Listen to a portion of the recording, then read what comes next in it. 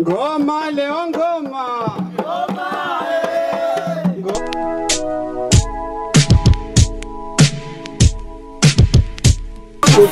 Le frérot Bouba, toujours là avec sa grande caméra. Un jour il est devant, un jour il est derrière. Là c'est lui qui nous filme. Merci d'être là, frérot.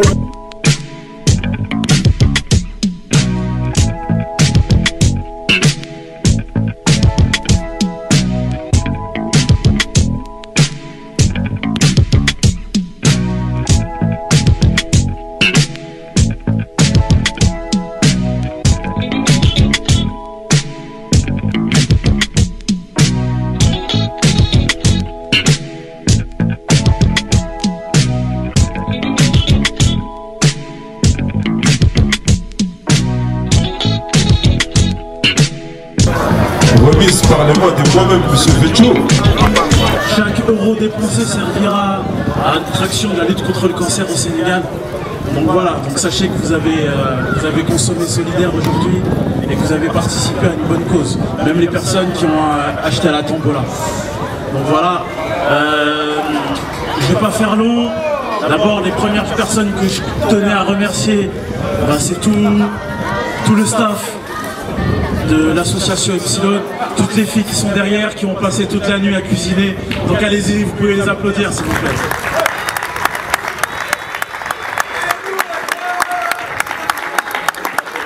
C'est elles qui ont préparé tous les yassa, etc., tout ce que vous avez pour manger.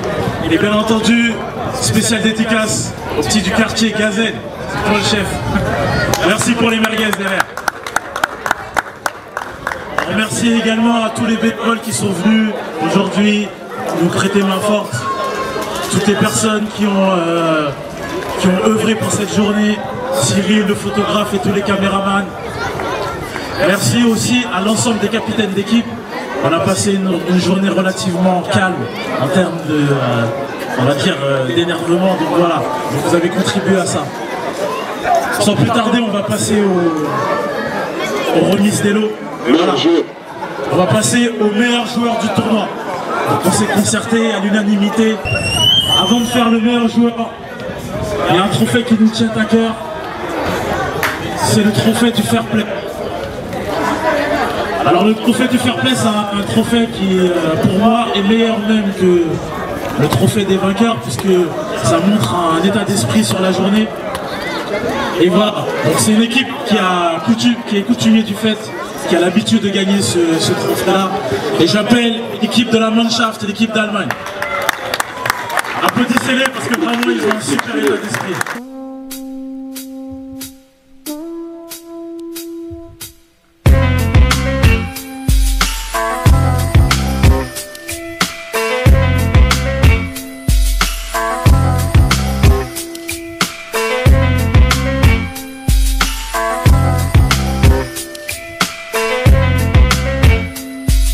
Aujourd'hui on se trouve dans le 9-2, on est accompagné de Face et Mas, mon gars la badge. Aujourd'hui on a un gros événement là, un événement organisé justement par l'association Epsilon. Est-ce que vous pouvez nous en dire un peu plus sur l'association déjà?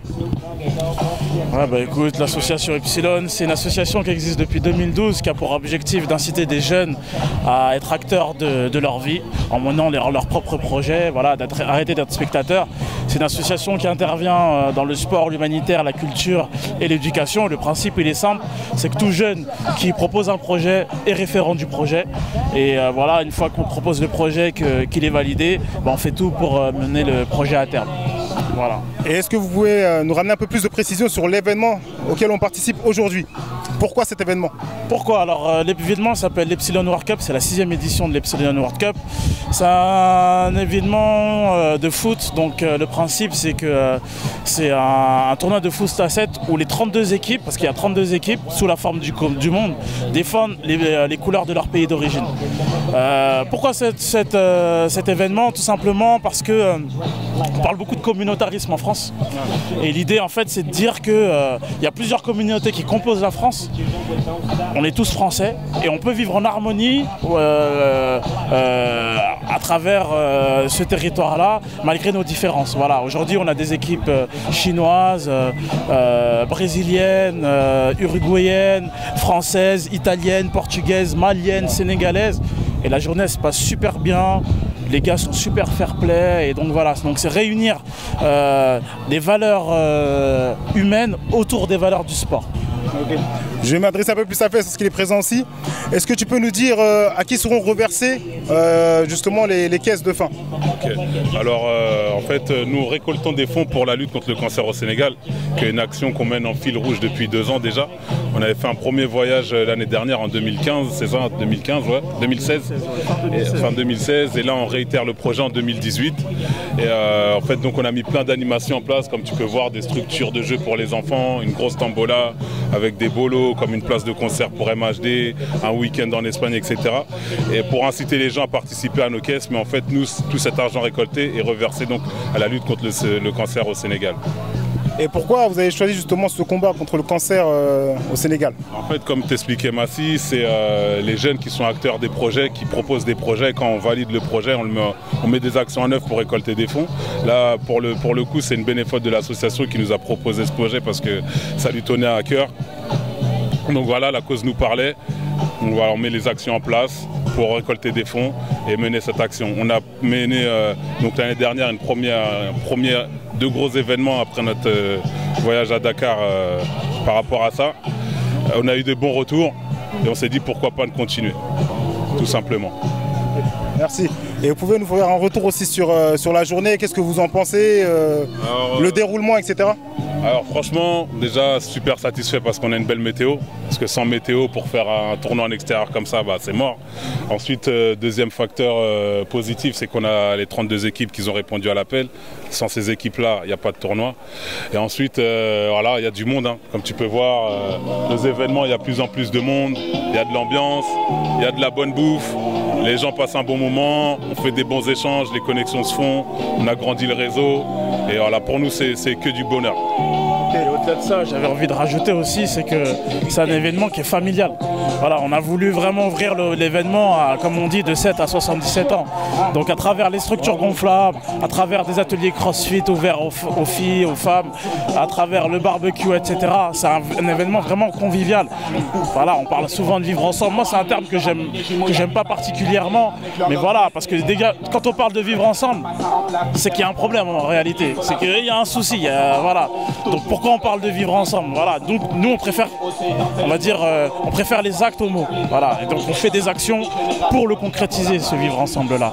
Voilà. Okay. Et après ça, il y aura encore un événement ou bien vous serez en veille pendant une petite période? Ouais, bah écoute, là il y a la période estivale, il y a les vacances, donc on va se calmer un peu. Parce que c'est vrai qu'on a enchaîné avec un brunch au mois de mars, avec un tournoi de basket là récemment au mois de mai, avec cet événement-là qui n'est pas un petit événement dans les coulisses. Et voilà, la logistique, l'air de rien, elle est lourde. Voilà, ça fait quelques mois qu'on travaille dessus. Donc là, on va être un peu off, mais en réalité, on n'est jamais vraiment off, puisque toujours on est en train d'anticiper les prochains événements. Donc comme il vous l'a dit Fess tout à l'heure pour le projet cancer, on est déjà en fait en train de travailler dessus on prépare un événement à Dakar en février 2018 si Dieu veut. Et voilà, plein de petits événements aussi à la rentrée. Il faut savoir qu'aussi on fait du soutien scolaire. On prépare aussi une action en faveur à destination des personnes âgées dans notre quartier. Voilà. Donc ça c'est un truc aussi qu'on met en place. Et voilà, plein de trucs qui viennent aussi. Donc en réalité on n'est jamais totalement off. Voilà. Physiquement on ne le sera pas, on sera off peut-être, mais voilà, en fait on cogite tout le temps, on est tout le temps en réflexion, en train d'anticiper. Et là en fait, même l'événement il va se terminer, mais on va déjà dire ouais bah l'événement ok, les gens sont satisfaits, mais voilà, ça n'a pas été, ça n'a pas été. Voilà, il faut déjà anticiper pour l'année prochaine. Donc voilà. Ok, merci. Et qu'est-ce qu'on peut vous souhaiter pour la suite? Franchement, pour la suite, pour continuer à avoir des gens qui nous donnent la force, pour continuer à faire ce genre d'événements, récolter des fonds et mener nos actions à terme. C'est tout ce qu'on peut nous souhaiter. Surtout, moi je dirais, ce qui me fait plaisir aujourd'hui réellement, c'est de voir le réseau élargi.